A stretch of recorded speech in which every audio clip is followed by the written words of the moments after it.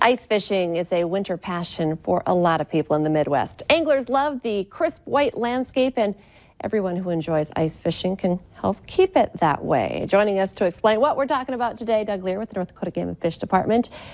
You know, no one wants to show up out on the ice and see a mess that was left behind from someone else. Do you still see that out there? Yeah, we do. And you bring up a great point, especially now with the snow that we've had and that we're, blowing around. You can go out to a lake and you can see a beautiful white blanket across there, and it almost feels like nobody else has been out there.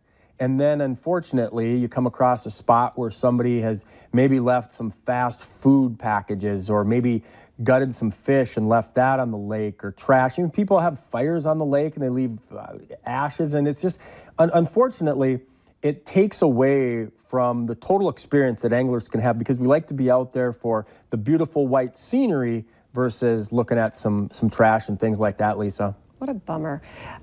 I feel like people wouldn't think about throwing that stuff in open water, but sometimes it's easier just to leave it behind when they're out, when it's cold. Well, and they think, again, similar to the scenario we're in right now, is that, well, the snow is going to come and it'll cover it all up and nobody will be able to see it, and so it'll all be gone. But the wind blows the snow away, or the sun melts it away, and the next thing you know, you've got some trash from the last few weeks or the last month that it's exposed. So our message is, don't be that person. Don't be that person that intentionally discards trash or fish parts or dump stuff down. It's illegal to dump stuff down fish holes. It's illegal to do this.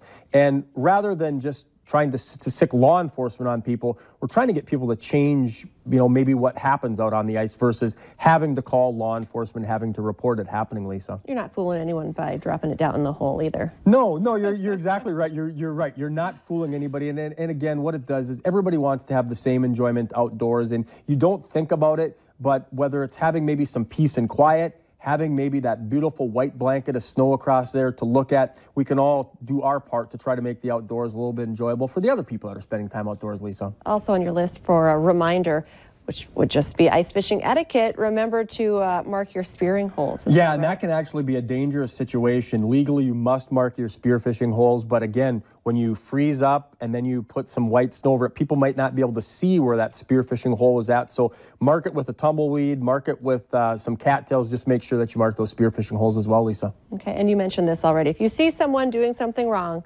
report them as well. Yep, absolutely. I mean, if it's somebody that you're fishing with, just say, hey, no, let's not be doing this, let's pick it up. But if you see it happening, then definitely do need to report that, Lisa. Great reminders, Doug. Thanks for coming in today. You're welcome.